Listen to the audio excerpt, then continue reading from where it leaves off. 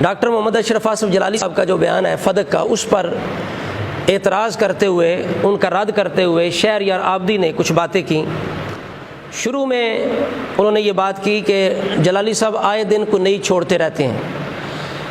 حالانکہ آبدی صاحب نے خود اس رد کے اندر کئی باتیں چھوڑی بھی ہیں اور چھیڑی بھی ہیں اور بے بنیاد باتیں کی ہیں، بلکہ ام المومنین عائشہ صدیقہ رضی اللہ تعالی عنہا کی توہین کی ہے، اور اسی طرح کی لا یعنی قسم کی باتیں انہوں نے کی ہیں۔ سب سے پہلی بات یہ کی ہے انہوں نے کہ رسول اللہ صلی اللہ تعالیٰ علیہ وآلہ وسلم نے زندگی میں سیدہ زہرا رضی اللہ تعالیٰ عنہا کو باغ فدق دے دیا تھا۔ ہم کہتے ہیں لعنت اللہ علی الکاذبین، بالکل صاف صریح جھوٹ ہے، اور صرف جھوٹ نہیں بلکہ توہین ہے، اللہ کے رسول کی توہین ہے، اور اللہ تبارک و تعالیٰ کی توہین ہے، اہل بیت کی توہین ہے، چونکہ کہا گیا کہ اللہ نے حکم دیا کہ دے دو اور رسولہ نے دے دیا، حضرت فاطمہ زہرا رضی اللہ تعالیٰ عنہا نے لے لیا، تو یہ بالکل سب کی توہین ہے، جھوٹ ہے پرلے درجے کا۔ آج تک کوئی بندہ یہ ثابت نہیں کر سکا اور انشاءاللہ قیامت تک ثابت کر بھی نہیں سکتا۔ ہاتھو برہانکم ان کنتم صادقین، ایک صحیح صریح متصل روایت کو نہیں لا سکتا کہ معاذ اللہ کہ نبی کریم علیہ السلام نے ہبہ کر دیا، فدق دے دیا، یہ جھوٹ بولا انہوں نے۔ اور اس سے آگے یہ بات کی کہ نہیں راضی نہیں ہوئی، فاطمہ زہرا راضی نہیں ہوئی ابو بکر صدیق سے، جبکہ ان کی کتاب شرح ابن میسم کے اندر لکھا ہوا ہے کہ بالکل راضی تھیں، فرادیت بذالک، کہ وہ راضی ہو گئی ابو بکر صدیق سے۔ اور ہماری کتابوں کے اندر جو لکھا ہے کہ ناراض تھیں، تو علماء نے یہ بار بار جواب دے دیا کہ یہ ادراج ہے، ابن شہاب زہری کا اضافہ ہے، اس کی یہ باتیں ہیں۔ سیدہ زہرا رضی اللہ تعالی عنہا کی زبان سے کوئی ایک روایت ایسی نہیں ہے کہ جس کے اندر انہوں نے فرمایا میں ابو بکر سے ناراض ہوں، حضرت علی نے فرمایا میں ابو بکر سے ناراض ہوں، ہمارا حق غصب کیا، ہم پہ ظلم کیا، ایک بھی ایسی روایت نہیں مل سکتی اہل سنت کی کتب میں سے، سمجھ آ رہی بات کی؟ بلکہ یہ مل جائے گا کہ آپ دنیا سے جب گئی تھی تو ابو بکر صدیق سے بالکل راضی ہونے کی حالت میں گئی تھی۔ باقی رہی بات صرف محض ناراضگی کی، تو محض ناراضگی جو ہے وہ مضر نہیں ہوتی، اس لیے کہ ناراضگی جو ہے محض ناراضگی یہ اللہ تبارک و تعالیٰ کے نبیوں کے درمیان بھی ہوئی ہے، حضرت موسیٰ اور حضرت ہارون کے درمیان بھی ہوئی ہے، اسی طرح صحابہ اکرام کی آپس میں ناراضگیاں ہوئی ہیں، خود سیدہ زہرا اور علی المتشر خدا کے آپس میں کئی دفعہ ناراضگیاں ہوئی ہیں، اور روافض کی کتب کے اندر تو یہ ناراضگیاں بہت دور تک ہیں معاذ اللہ، یعنی بہت گستاخی کی حد تک انہوں نے اپنی کتابوں میں حضرت علی المرتضیٰ اور فاطمہ زہرا کی ناراضگی لکھی ہے۔ تو صرف ناراضگی جو ہے وہ مضر نہیں ہے، ہاں وہ ناراضگی مضر ہے جس کے اندر ظلم یا زیادتی پائی جائے، اور ابو بکر صدیق نے کوئی ظلم نہیں کیا، جو حق انہیں ملتا تھا وہ دیتے رہے۔ بخاری شریف کے اندر صراحت ہے، قسم اٹھا کے فرمایا کہ میں آپ کے ابا جان کے طریقے کو چھوڑ نہیں سکتا، اسی پہ چلتا رہوں گا، جو آپ کو پہلے ملتا تھا آئندہ بھی ملا کرے گا، یہ صراحت ہے الحمدللہ۔ اور شرح ابن میسم کے اندر بالکل واضح ہے کہ ابو بکر صدیق نے جب یہ کہا نا کہ وَلَكِ عَلَى اللَّهِ أَنْ أَصْنَعَ بِهَا كَمَا كَانَ يَصْنَعُ بِهِ، اللہ کے لیے آپ کے لیے وہ ہے جو پہلے آپ کو ملا کرتا تھا، یعنی رسول اللہ کا جو طریقہ تھا، یعنی رسول اللہ جو دیا کرتے تھے اب میں بھی آپ کو دیا کروں گا، اب بھی آپ کو ملا کرے گا۔ تو فرادیت بذالک، اس پر حضرت سیدہ ابو بکر صدیق سے راضی ہو گئے، سبحان اللہ۔ تو یہ واضح ہے۔ اس سے اگلی بات کہتے ہیں کہ یہ بڑی توہین ہے کہ صرف خلیفہ اول کو بتائیں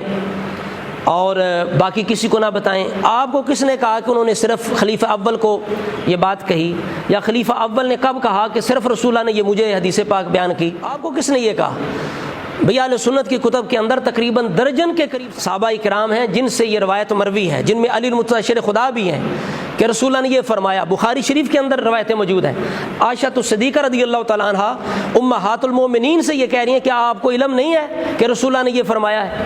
حضرت عمر فاروق کہہ رہے ہیں حضرت علی المرتضیٰ کو، حضرت عباس کو، دیگر صحابہ کو، کیا تمہیں علم نہیں ہے کہ رسول اللہ نے یہ فرمایا ہے؟ تو اس وجہ سے یہ بالکل ایک فضول سی بات ہے، بے تکی سی بات ہے کہ رسول اللہ پر یہ فرض بنتا تھا کہ ہر ایک کو بتاتے، اور یہ کہاں لکھا ہے کہ ایک ایک صحابی کو پکڑ کے بتانا رسول اللہ کا کہاں فریضہ ہے؟ ایک ایک فرد اہل بیت کو پکڑ کے بتانا یہ کہاں رسول اللہ پہ فرض ہے؟ یہ بھی تو آپ نے فرمایا نا کہ جو بات کرتا ہوں آگے پہنچا دیا کرو۔ تو رسول اللہ نے یقیناً اس حدیث پاک کو صحابہ کے سامنے، اہل بیت کے سامنے بیان کیا، اسی وجہ سے بعد میں کسی نے انکار نہیں کیا، بلکہ سیدہ زہرا رضی اللہ تعالی عنہا بھی سن کے خاموش ہو گئیں۔ اور جو روایت عابدی صاحب نے پیش کی مسند احمد کی، اس کے اندر وہ ساری نہیں نہ پڑھی، اپنے مطلب کی پڑھ لی۔ جب انہوں نے کہا نا کہ رسول اللہ نے یہ فرمایا ہے کہ رسول اللہ جسے استعمال کرتے ہیں ان کے بعد ان کی جگہ جو خلیفہ ہوتا ہے وہ اس کو اسی طرح چلاتا ہے، جب یہ بات کی ابوبکر صدیق نے تو آگے سے سیدہ زہرا رضی اللہ تعالیٰ عنہا نے یہ کہا کہ آپ نے جو کچھ رسول اللہ سے سنا ہے آپ اس کو زیادہ جانتے ہیں، جو آپ نے سنا ہے وہ آپ اس کو زیادہ جانتے ہیں۔ تو پتہ چل گیا سیدہ زہرا رضی اللہ تعالیٰ عنہا نے یہ بھی بات کر دی۔ اور دیگر روایتوں سے یہ پتہ چلتا ہے کہ یہ روایت عام تھی، سارے جانتے تھے لیکن توجہ نہیں تھی، یا یہ ہے کہ اس کے بارے میں ان کی رائے اور تھی، اجتہاد اور تھا، لیکن جو ہی حضرت ابوبکر صدیق نے اس کا عموم بیان کیا تو کسی نے بھی اعتراض نہیں کیا، سب نے ابوبکر صدیق کے اس فتوے کو، اس فیصلے کو تسلیم کر لیا، حتیٰ کہ جو فیصلہ سیدنا صدیق اکبر کا تھا، بعد میں حضرت عمر کا تھا، بعد میں عثمان کا تھا، اسی فیصلے پہ، اسی طریقے پہ، اسی سنت پہ مولا علی شیر خدا کرم اللہ تعالیٰ وجہ الکریم نے آپ نے عمل کیا، اور یہاں تک کہا کہ مجھے اللہ سے حیا آتی ہے کہ میں ابو بکر عمر کے فیصلے کو تبدیل کروں، یا جس سے انہوں نے روکا ہے میں وہ دوں، مجھے اللہ سے حیا آتی ہے۔ یہ فیصلہ حضرت علی کا، لوگوں نے ابھی تک وہ مطالبے کا جو وقت ہے نا اسی کو سامنے رکھا ہوا ہے کہ مطالبہ کر رہی ہیں، سیدہ زہرا پاک مطالبہ کر رہی ہیں، یہ نہیں دیکھتے کہ مطالبے کے بعد وہ راضی بھی ہو گئیں، صحابہ کا اجماع بھی ہو گیا، خود حضرت علی المرتضیٰ شیر خدا اپنے دور کے اندر اسی پہ عمل کر کے آپ نے بھی ابو بکر صدیق کے فیصلے کی تصدیق فرما دی کہ جو ابو بکر کا فیصلہ ہے وہی حق اور سچ ہے۔ اور اس سے آگے عابدی صاحب نے وہ مسند احمد کی روایت بیان کی، کہا کہ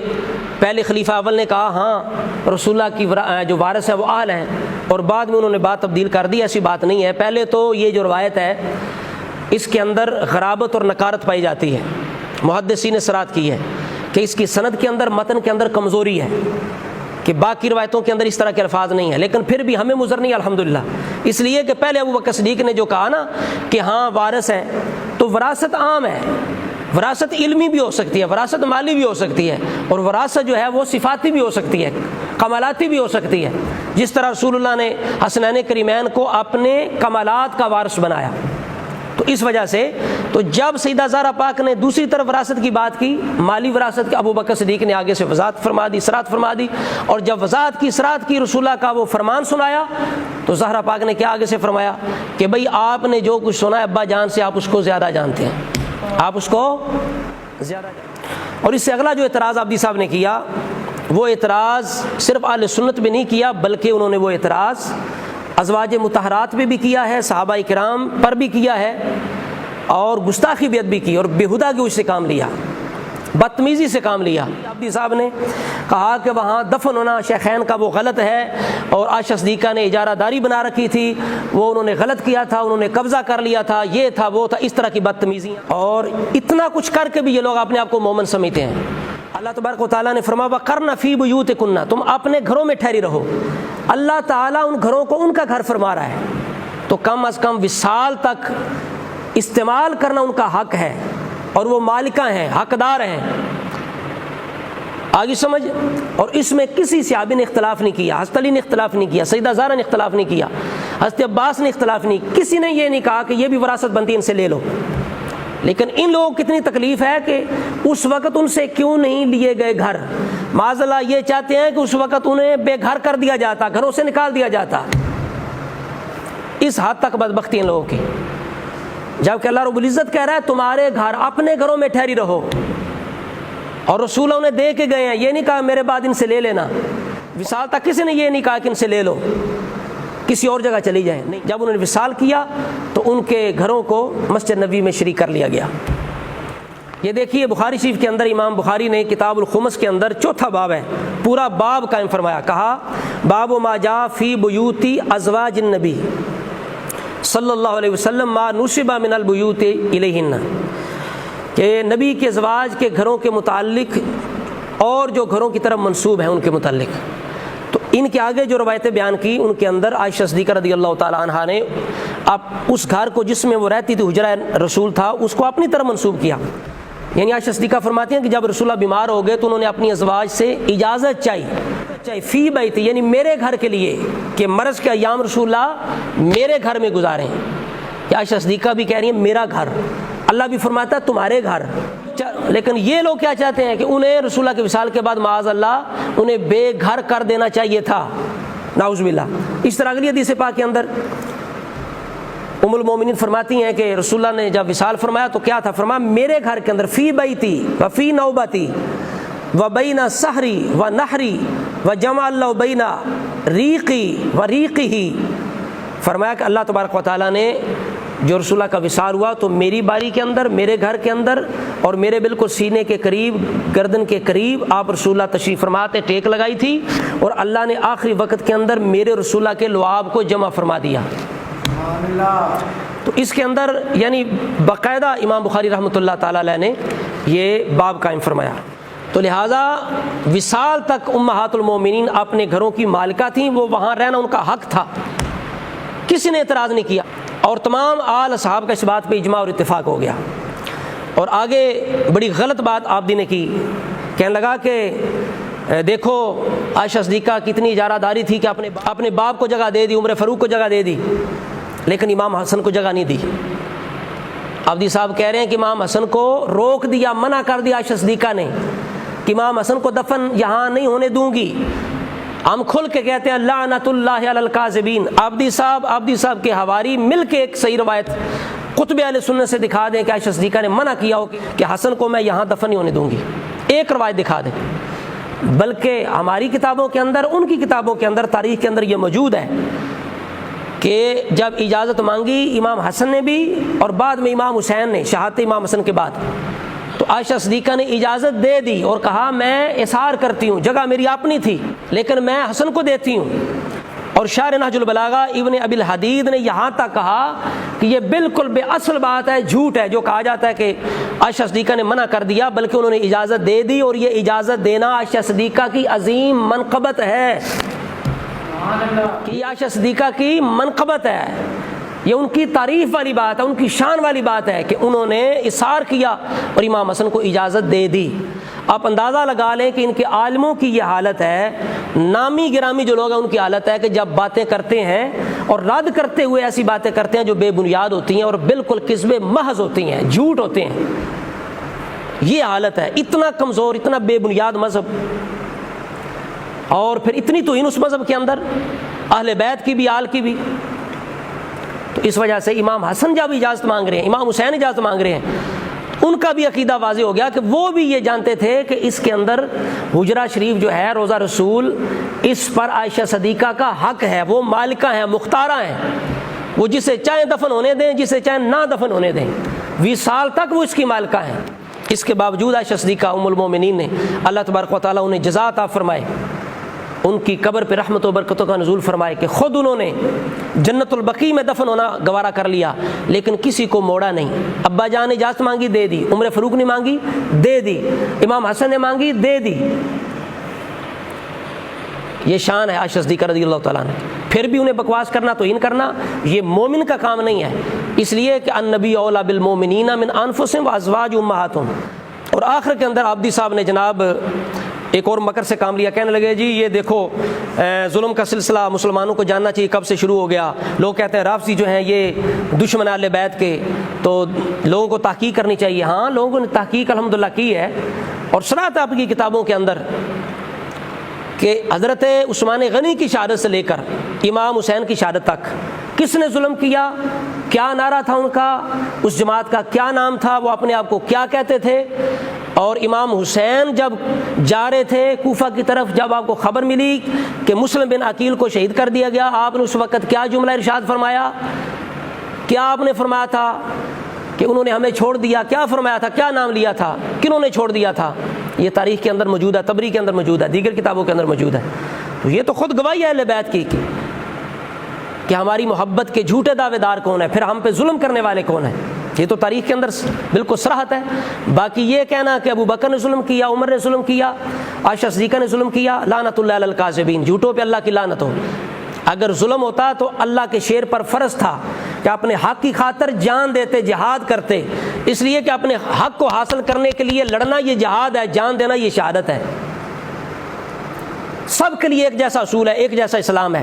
یہ نہیں کہ اپنے مذہب کو بچانے کے لیے پھر ادھر سے وہ جھوٹ گاڑ لیتے ہیں، نہیں جی نبی علیہ السلام نے پابند کیا تھا علی تم ہلو گے نہیں، تم صبر کرو گے، یہ ہو گیا وہ ہو گیا پھر بھی تم صبر کرو گے۔ ہم کہتے ہیں یہ بھی جھوٹ ہے، الزام ہے، بہتان ہے اہل بیت پہ، سراسر اللہ کے شعر کی توہین ہے، آپ کی جرت، آپ کی قوت، آپ کی غیرت پر بہتان ہے۔ سمجھ آگی بات کی؟ ایسی کوئی قطعاً بات نہیں، لہٰذا عقل بھی اس چیز کو تسلیم نہیں کرتا کہ آج بھی اگر کسی کے ساتھ ظلم ہو تو لوگ ہاتھ پہ ہاتھ رکھ کے نہیں بیٹھے رہتے، احتجاج ہوتا ہے، جھگڑے ہوتے ہیں، کیس ہوتے ہیں۔ سمجھ آ رہی؟ تو ایسی کوئی بات قطعاً نہیں ہے۔ لہذا اللہ کے شعر علی المرتضیٰ کی طرف سے ابو بکر، عمر، عثمان اور حضرت عائشہ صدیقہ کے خلاف احتجاج کرنا، جھگڑا کرنا، کیس کرنا کچھ بھی ثابت نہیں ہے۔ تو حضرت علی کی خاموشی، پیچھے نماز پڑھنا، الگ مسجد نہ بنانا، ان سے برات کا اظہار نہ کرنا، انہیں نہ چھوڑنا، ان کے ساتھ ساتھ رہنا، یہ اس بات کی قطعی دلیل ہے کہ حضرت علی المرتضیٰ شیر خدا ان کی خلافت کو بھی برحق جانتے تھے، ان کے فیصلوں کو بھی برحق جانتے تھے، اور فدق کے بارے میں جو فیصلہ ابو بکر، عمر، عثمان نے کیا، جس سنت پہ وہ قائم رہے، حضرت علی بھی اسی سنت پہ قائم رہے، اور یہی اہل سنت و جماعت کا مذہب ہے، یہی سچا طریقہ ہے، یہی سواد اعظم کا طریقہ ہے، اور یہی جنت کا راستہ ہے۔ اللہ تبارک و تعالیٰ کی بارگاہ میں دعا کرتے ہیں کہ مولا تعالیٰ ہم سب کو اسی راستے پہ قائم و دائم فرمائے، اور ہر فتنے سے، ہر فساد سے